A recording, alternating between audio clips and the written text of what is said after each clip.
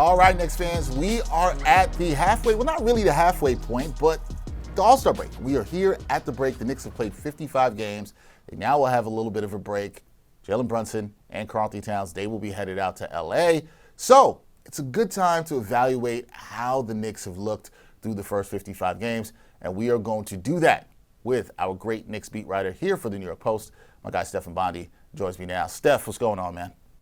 What's up, man? Good to hear from you. Oh, man, always good to talk to you. And I'm sure, like the players, you are happy for this break. You get a little bit of a break for the team. Hopefully you are able to enjoy it. But you had a column today where you gave the Knicks a report card. You looked through and graded all the players. We're going to do some grading here, myself and Steph, but we're going to do it a little bit differently. I'll get to that in a second. But we did have some news come down today. The Knicks made a move in the buyout market. They add Jeremy Sochan, the 22-year-old wing from the Spurs, who got released by them. What did you make of this move of the Knicks adding Sochan as their buyout target here? Yeah, I mean they had this little hole that needed to be filled, and that is the backup, front court slash forward situation that was supposed to go to Yabusele, and it hasn't worked out, and that didn't work out, and he's gone. So they had this hole that they filled, and with the limited resources they had, they're taking a gamble, a flyer, whatever you want to call it, on somebody who is athletic, has some upside, he's young, and see if it works out. But there's a reason he didn't work out in San Antonio. And talking to sources who were familiar with the situation there, it just he wasn't a good enough shooter, he wasn't a good enough defender, and there's skepticism he'll figure it out, but he's still young, so he still can. And I think that the Knicks had some a hole to fill, and they were able to get somebody in the buyout market. How do the Knicks see his role here? Because you hear those things that you heard from the sources through San Antonio, and that not a good shooter. We know he can defend a little bit. We have seen that. They tried him out at point guard a couple of years ago. What do you think his impact could be on this Knicks team? And I know you and I are both in the same boat with this always. If you're getting too excited about a buyout guy, you might be doing too much, right? So what do you think his role is here, and how does it work out for this Knicks team the rest of the way? I think he's going to get a shot when there are injuries. Like, I think to me, this is my opinion. This is not talking to anybody. To me, Mohamed Diawara has proven himself to be somebody that I'd want to invest in further rather than supplant him in the rotation. So if that's the case, if you're looking at, well, now Sohan's going to get Diawara's minutes, I think that would be a mistake. I think that Diawara has shown that he can hit the open three-pointers at an impressive clip. He knows his role. He doesn't try to do too much. So if that's the case, that to me would be a mistake. But listen, if OG's not going to play because he's injured for whatever reason, and Josh Hart has been banged up with the ankle, you have opportunities for some playing time with Diawara or alongside Diawara, or alternating with Diawara. So I think that's where you're talking about how Sochan can get some minutes. I don't know where the Knicks plan on putting him on the depth chart in regards to Diawara, though.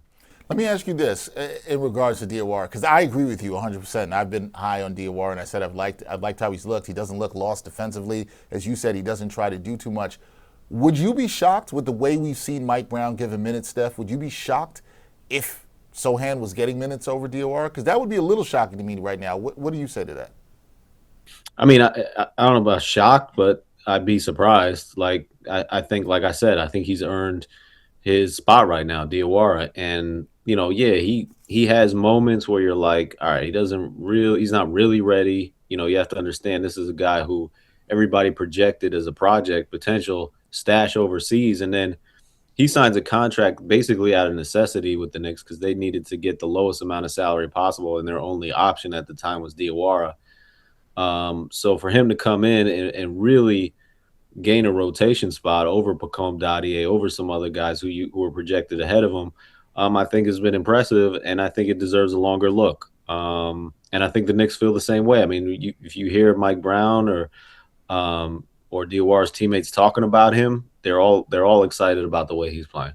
Yeah, they have been for sure. You've definitely heard him say that as well too. Do you think Sochan, there's anything to the idea that Sochan if he does get minutes, whatever minutes that is, that he can bring some of the intensity that we've seen already in a short period of time, 3 games from Jose Alvarado? Do you think he can bring that kind of energy to this Knicks ball club?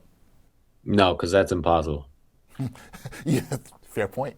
Jose Alvarado's Yeah, energy is one of his own. yeah. That is fair. It's a different aura with Jose than probably 98% of the NBA. That is fair. And as somebody watched, I know you talked to Joe Arbitello. I spoke with him, knowing him a long time. Talked to him yesterday, and he said pretty much the same thing. He's like, same dude you've seen. So, hey, if Sochan can get 50% of Jose Alvarado's energy, I think Knicks fans There you would go. be happy. Would be happy with that. Okay, let's get into the grading because you did a fantastic job in your column. You graded out all the players. We're going to do things a little bit differently here, me and Steph. So we're both going to give our grades. We're going to go with the offense, the defense. We're going to grade Mike Brown, and we're also going to grade Leon Rose. Now, 2 of those Steph has done already in his column that you can check out at nypost.com. But Steph, the offense. This Knicks team was expected to be good offensively. You and I talked about this from the start on Media Day. Mike Brown was brought here to maximize the offense, particularly the starting 5. They have been good. They've been in the top 5, top 3 pretty much all year long in terms of offensive rating. What grade do you give this offense through the first 55 games? B plus, just because what you mentioned. They've been top 5 rated. I think last I checked, and this was before the Philly game where they just went off, they were number 4. So yeah, they do have great offensive weapons when you look at, Jalen Brunson and Karl Anthony Towns, and you say, yeah, they should be good on offense. But to be in the top 4 in this league, when you look across the board and all the different talents in the NBA, I think that's a good result for them. And it wasn't linear in terms of how it was done. They started one way in terms schematically and adjusted, and then are coming back to where they started more recently. But I think, no matter how it doesn't matter how you get there. It matters the results, and the results have been good for the offense. Jalen Brunson has been playing more off the ball, and certainly in Philly he did against, and so that's something that Mike Brown had wanted to do, and that looked good in Philly.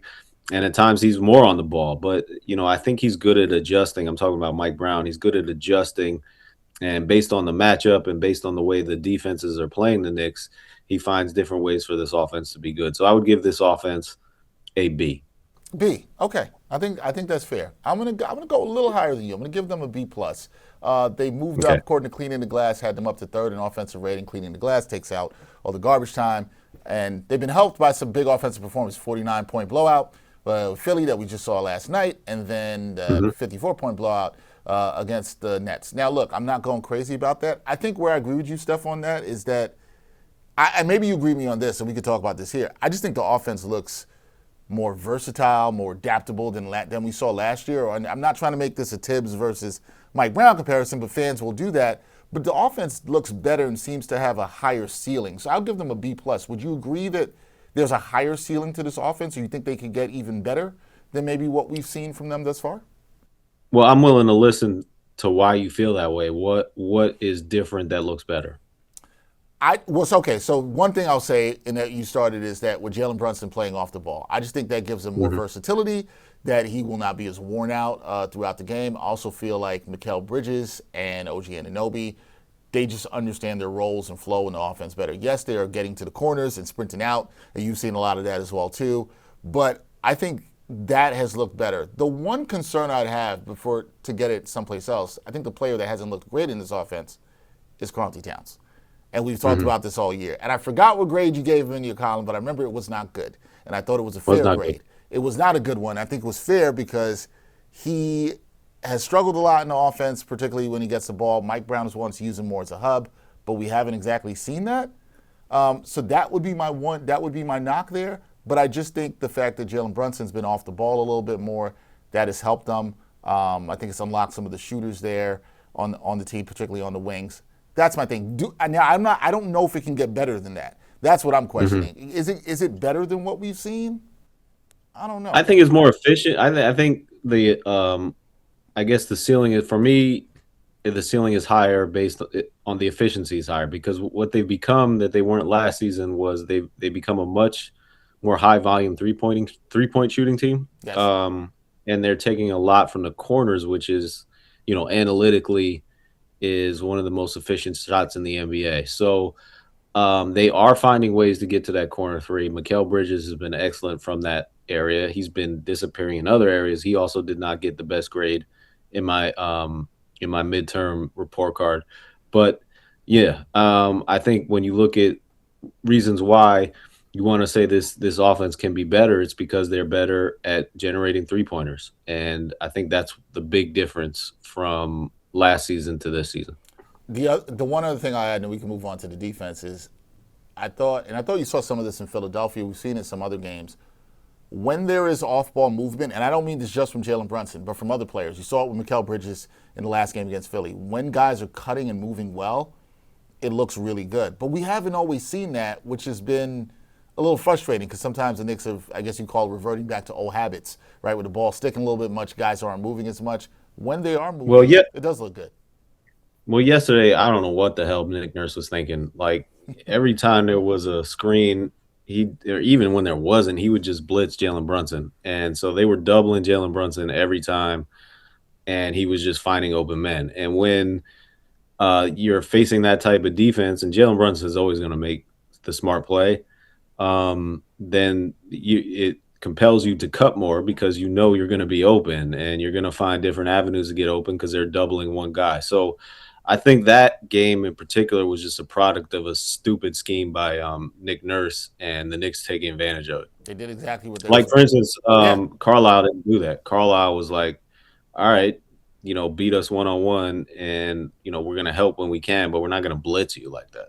Yeah, and Jalen Brunson. Well, this kind of brings me to something I do want to ask you about the offense because you had a good tweet about this the other day, and I want to let you speak on this. There's been some criticism from the fans, particularly after that Indiana game where Jalen Brunson had his 40-piece and he shot more, and then we saw against Philadelphia, though I do agree with you that was more to him playing to the scheme, that Nick Nurse was blitzing him every time, and he only took 6 shots. There's a narrative among the fan base that you'll see on social media that Jalen Brunson is a ball hog or Jalen Brunson shooting too much hurts the team. What do you say to that?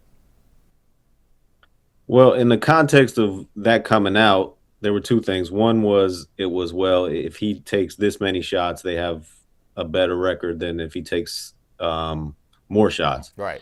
And that's just a stupid stat because he's going to take fewer shots in blowout wins, and they've had a bunch of blowout wins for reasons I shouldn't have to explain. Right. He's going to play less in those games. So on top of that, when you're talking about good defenses and good opponents that tend to have a better record against the Knicks, they're going to compel less ball movement from the Knicks and more isolation, which is what Indiana did. And they're not a good team, but they were certainly motivated to beat the Knicks. The thing about that game is they did the right thing. They have this rivalry against the Knicks, and they have a much better team than their record. And they said, we're going to go and try to win that game. And then on the flip side, you look at what the Brooklyn Nets did when they came to the Garden. They had a chance. The Knicks were on the ropes at that point. They had just lost that terrible game to Dallas. And the Nets really had a chance to really bury the Knicks at that point. And they just threw up their hands and had their worst game of the season and acted like they didn't want to be there.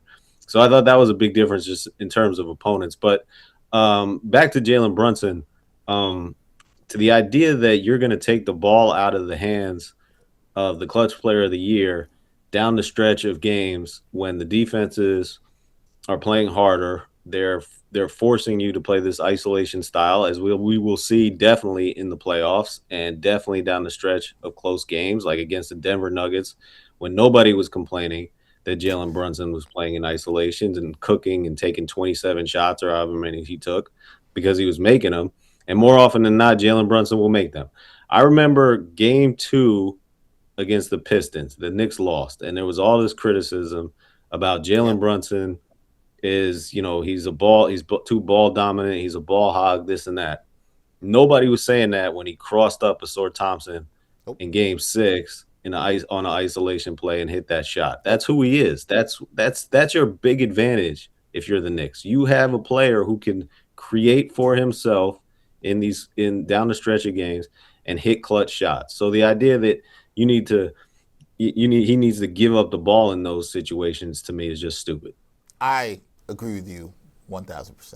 I agree with you 1,000%. We didn't hear a thing after the double overtime game against Yeah, the Nuggets when he was brilliant, especially yeah. late in the fourth quarter and both overtimes. He was fantastic. You didn't hear a word about how many shots. All you heard was, "Oh, captain brought him home." Mm-hmm. To your point, this is who he is. Sometimes it's not going to work. Sometimes, and I think he also deserves credit. While I agree with you about the scheme with Nick Nurse that we saw against Philadelphia, Jalen Brunson didn't force anything against Philly. He played. He made the right basketball plays, as you mentioned. So Mm-hmm. I think that And I'm good. willing to bet. Now this game was obviously a blowout. I'm willing to bet that if that game was close down the stretch, it would have been different, and there wouldn't be these opportunities to find cutters because the defense would have switched up, and we would have had to see captain clutch Jalen Brunson take it home down the stretch, and more often than not, that's going to work in the Knicks' favor. I agree. I agree. We do these live shows, and there's a fan that consistently comes in and comments, and he believes the team would actually be better starting Tyler Kolek. I've actually heard this, Steph. All right. I've actually heard it. All right, let's move on to the Well, defense. No, go ahead. You got something to say? Go. no, I was saying Tyler's not. For the Tyler Kolek fans, it stinks because right now he's not playing at all because Jose Alvarado came in. Yeah, that's All right. just how it goes sometimes. Okay, on to the defense. This is a defense that's been interesting. You and I have talked about this a lot at games this season. We talked even a couple weeks ago. The Knicks defense has been better after that 2-9 stretch that we saw in January. What grade would you give this defense, which you could really say has been up and down this season? What grade would you give this defense through the first 55 games?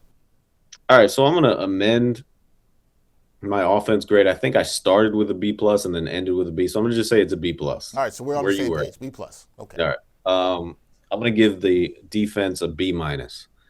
And early in the season it was terrible. We were thinking, how could they possibly consider themselves title contenders if you're ranked in the 20s on defense? But I think we had a chat, and I've written it too, around that loss in Detroit after Dolan spoke about how there was a schematic problem, that they were forcing players to the middle instead of to the side and to baseline, which is not really how you grow up playing basketball or what you see more often in the NBA. I think at one point it was just the Knicks and the Clippers doing that, and they switched that. And I think that had a big that made a big difference in how they've been playing lately. It took them a while to get used to it, but now they have a much better defense. Last I checked, they were number 11. That was before the Sixers game, which they did have a good defensive game. So maybe they're top 10, and you can win a championship with the top 10 defense. Mike Brown has been willing to let his assistants, Darren Erman and Brendan O'Connor, kind of adjust. He's been kind of deferring to them. We've been talking all along about how it's supposed to be a collaborative effort with Mike Brown, and he's allowed them to make those changes. He's been listening to them. He's listening to the players on that. They'd obviously prefer to have, force guys to the baseline and to the side. And I think that the combination of that plus they look like they've just been trying a little bit harder on defense has made a difference. And now you're looking at the possibility of a top 10 defense, which is pretty good for this club. Which is crazy in terms of where they were. Because if I'd asked you this question, we did a video after the Mavericks game. I don't know. Mm-hmm. I think the grade might have been C minus. I think the grade we might have maybe been worse. might have been talking about a D, right? At that point, I agree. Yeah, I can't say I disagree with you much here. The B minus grade I think is fair. You're right. They're 11th in defensive rating at the time of us recording this. They're knocking on the door of the top 10. I've said all year, I didn't know how high they could get, Steph, and I guess I'm intrigued to see with the way they've been playing now what you think. I always said maybe if things broke right, they could be a top 8 to 10 defense. Do you think they could get to that range, by the end of the season? Do you think that? Because I agree with your B minus grade for the first 55 games, but what do you think their potential is beyond this? The way they're playing right now, do you feel like they can get to that 8 to 10 range by the season's end? I don't know. I mean, I would have to look at who's ahead of them right now to see who they can leapfrog, who might take steps back. So I haven't done that kind of research yet. So I can't tell you top 8. The potential for top 8, but they weren't a very good defensive team last season. Personnel wise, there are issues obviously with having Jalen and Karl Anthony Towns in the lineup at the same time. So I think, maybe I have to check like who's ahead of them and how high they can go. So I was just looking for you real quick at some teams that are ahead of them in terms of defensive rating. I'm just looking really quick. So this is according to Cleaning the Glass. Boston's ahead of them at 8, Steph. You have Cleveland. They're technically 12th in Cleaning the Glass, which takes out garbage time. Cleveland's ahead of them at 11. Well, they can definitely leapfrog those two teams. I think that Yeah. Boston's going to take a step back with Vucevic. Golden State is ahead of them at 10. I would agree that's another team you could think they possibly could leapfrog. That I mean that's what we're talking about right here. Toronto's 7. So can they move? I mean, up they and have down a good, they little have very good they have good individual defenders. They do. If Brandon Ingram's committed to playing defense, which isn't always the case. That is not always the case. Okay, so I agree with you. B- I think is a fair grade, but like I said, I think both of us weeks ago we would have said D because they looked terrible. That defense was not looking good at all whatsoever. Okay, coaching. This was the big change for the Knicks this offseason. We talked a lot about in the summer. Mike Brown is here. Tom Thibodeau's out. We know Mike Brown is going to really get judged and graded in the playoffs. We both know that. But through the first 55 games, when you look at how he's coached his team, what grade do you give him? I gave him a B. And I don't want to repeat myself because I said a lot about him. I talked a lot about him with the offense and the defense and the collaborative part. The reason why I can't go higher than a B is because the record is the exact. They're on pace to have the exact same record that they had last season. So, if I'm just looking at the results, the wins and losses, you don't fire a coach and hire a new one to have the same exact number of wins and losses. So that's why I can't give him above a B. Okay, well, I'll go with this. You and I talked a lot last year about the minutes police, which we have not heard those people as loud this year. I think you would agree with me. They've been a little bit quiet. Although minutes have kind of started trending towards being similar to where it was. Do you think Mike Brown's done a better job of managing the rotation, giving guys opportunities, younger guys? Does the mix and matching that he's done a little bit, that it appears a little bit more than Thibodeau, does that give him any maybe edge with a grade? Yeah, I think he deserves some credit with that. I don't know. I don't want to get too crazy about speculating and projecting about things that didn't happen, but I don't know if Tom Thibodeau ever allows Diawara the chance to crack this starting lineup and the rotation and allow him to kind of blossom in ways that we didn't think were possible when we were talking about a second round pick from France. So, Tyler Kolek didn't work out like they envisioned, but he did give him a shot. Kevin McCullough's not playing. Pacome Dadier's not playing. But I give him credit for Mohamed Diawara. I do too. And so I was thinking about my grade. I want to say B+. But I feel you on the point of the record and the trajectory of where they are. So while I'm speculating here. I'm with you.